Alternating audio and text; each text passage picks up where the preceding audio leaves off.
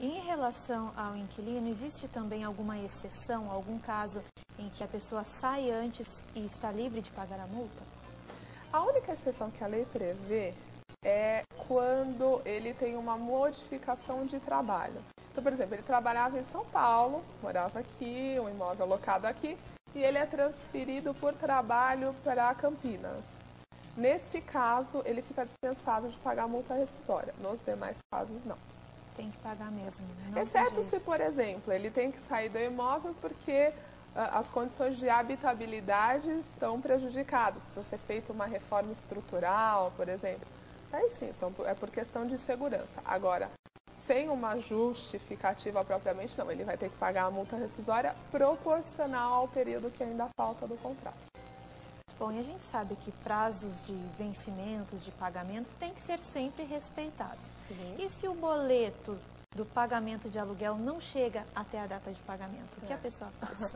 Bom, o locatário tem que procurar, né? Então, assim, a forma de pagamento por boleto bancário é uma forma muito usual, muito prática para nós hoje em dia, né? Mas o contrato prevê expressamente qual é a data do vencimento do aluguel. O locatário sabe disso. Então, se acha 2, 3 dias antes não recebeu, liga para a imobiliária ou para o administrador e veja o que aconteceu. Ele não pode se excusar ou dizer, olha, não recebi, porque o contrato prevê expressamente a data, a forma de pagamento, então ele tem que ir atrás, sim, para regularizar. Pagamento com atraso, tem sempre multa, multa. juro. Essa questão da multa, eu me vejo questionada muitas vezes e há muitas dúvidas. Por quê? Porque tem muita gente que pensa que a multa deveria ser de 2% ou que a lei diz alguma coisa quanto a 2%. Essa é uma dúvida grande. Então, assim, não. Os 2% está previsto no Código de Defesa do Consumidor, que é para uma outra relação, não é a relação locatícia, e sim a relação de consumo. Então, entre negociações entre fornecedor de produto e consumidor, o Código de Defesa do Consumidor prevê 2% de multa. Agora, no caso de locação, não, é a lei do inquilinato, e a multa, o que é usual? É uma multa entre 10% e 20%. É válida aquela que está prevista no contrato. Se não tiver previsão no contrato, também não tem multa, o que não é comum, mas enfim. A multa válida é a multa que está no contrato. Não é a de 2%, como algumas pessoas acham. Não, a de 2% é quando aplica o Código de Defesa do Consumidor, que não é o caso da locação. Agora, deu o dia do vencimento, a pessoa não recebeu o boleto, aí ela se deu conta, hoje eu não recebi. Ela vai ter que pagar a multa, juro? Ela é obrigada a pagar? Então, veja, como eu falei, o ideal é que ela procure, pelo menos não recebeu em até 2 dias antes, procura e tente solucionar a coisa, né? Se não conseguir, aí ela vai procurar imobiliário, administrador, para tentar solucionar. Então, se ela é obrigada, a grande questão de tudo é que está previsto no contrato a data e a forma de pagamento. Ela não pode se excusar dessa forma. Tem que procurar mesmo, ver o que aconteceu e regularizar. Tentar resolver antes do dia do vencimento. Sim. E temos mais participação por telefone. Agora é o Roberto de São Paulo. Alô, boa tarde. Boa tarde. Tudo bem? Por gentileza, eu gostaria de tirar uma dúvida. Fica à vontade. Eu gostaria de saber, eu sou inquilino, gostaria de saber se existe alguma lei obrigando o inquilino a compartilhar o imposto do governo, pagando imposto como IPTU e outros impostos. Ok, muito obrigada pela participação. E aí, o inquilino tem que ajudar a pagar isso? Quanto aos impostos, a lei do inquilinato prevê que cabe ao locador, exceto se não for contratado o contrário. Então, o que ele tem que ver é se no contrato de locação dele está prevista essa obrigação. Isso é comum, tá? Então, a maioria dos contratos, pelo menos todos os que eu já vi, tem essa previsão de que o locatário vai caber ao locatário pagar o imposto. Então, se o contrato não tiver essa previsão, vai caber ao locador. Agora, se o contrato tiver a previsão expressa de que cabe ao locatário o pagamento dos impostos, é a você que cabe sim esse pagamento. Não tem jeito, né? Tem Não, que pagar. Porque se está contratado, é um ajuste entre as partes. Aí ele tem que pagar o imposto sim. Tá certo, obrigada ao Roberto pela participação. E a gente vai agora para o nosso intervalo, é muito rapidinho. E na volta a gente continua falando sobre locação de imóveis. Então, não sai daí.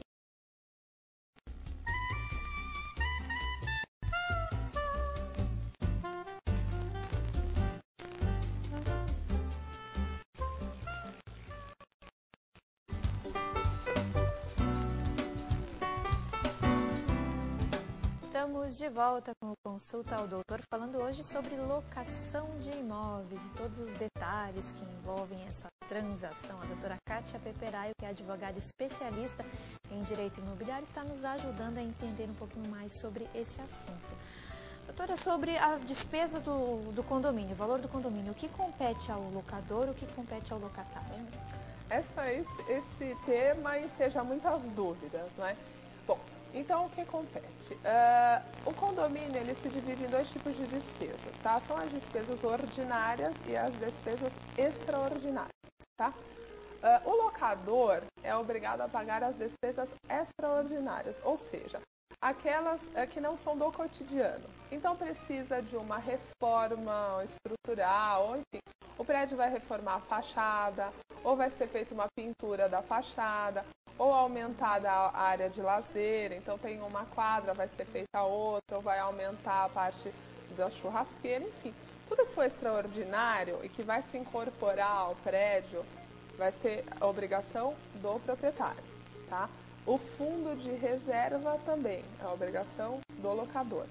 Agora, as despesas ordinárias, que são aquelas do cotidiano, então a folha de pagamento dos funcionários, despesas com limpeza do prédio, manutenção, então toda a manutenção de elevador, enfim, luz, essas despesas ordinárias e do cotidiano são de responsabilidade do locatário, as extraordinárias do locador. E em relação aos reajustes de aluguel, condomínio, como é que funciona isso?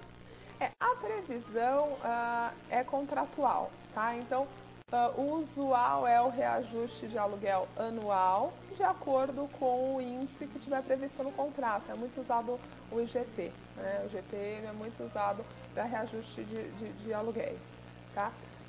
O que pode se usar também é que o índice pode ser em determinadas fases da economia e tudo mais, que mesmo utilizando aquele índice, o valor do aluguel fique menor do que o de mercado. Então, assim, depois de 3 anos de contrato, 3 anos de locação, se mesmo com aqueles reajustes contratuais, o valor do aluguel estiver defasado, o proprietário pode judicialmente promover uma ação revisional de aluguel, tá? Senão o que segue é o que está no contrato. Tá? Quanto ao condomínio, são as convenções também, porque o condomínio se apura os gastos, né? De cada mês os gastos são muito variáveis, né? Então é propriamente ligado ao que se gasta, aí é que se apura o valor do condomínio. As despesas do mês. Uhum. E o aluguel é pago o vencido, né? Isso, e o condomínio é adiantado, isso mesmo. O aluguel você mora e paga, né? Então se fala, eu vou pagar em fevereiro o aluguel, então 1º de fevereiro, vamos supor, eu pago o aluguel relativo a janeiro. Então eu moro e pago, o condomínio não. O condomínio é pago adiantado. Então eu pago e uso. É contrário. Certo. É diferente. E o que acontece se o proprietário vende o imóvel durante o período de vigência do contrato de locação? Bom, o proprietário ele tem que respeitar o que se diz, o que se fala direito de preferência do locatário, tá? Então, para ele vender o imóvel, ele tem primeiro que oferecer para o locatário. Então, ele tem que oferecer as condições, o preço para o locatário vai ter 30 dias para se manifestar sobre isso. O que não impede de se manifestar antes, né? Mas ele tem 30 dias. Se em 30 dias o locatário não exercer esse direito de preferência para a compra do imóvel, daí sim o locador vai estar livre para vender esse imóvel, tá? Mas ele tem que estabelecer, ou seja, ele tem que apresentar para o locatário todas as condições de venda. Tá? O que muitas vezes se faz é que o locatário não tem nenhuma pretensão de compra, então se faz uma carta que o locatário assina dizendo que ele não tem interesse pela compra do imóvel por nenhum valor. Então aí fica dispensado, inclusive o prazo, né? Então, se o locatário já se manifestou, o locador não precisa aguardar os 30 dias. Mas se não tiver manifestação, a partir do 31º dia, se supõe que ele não tem mesmo o interesse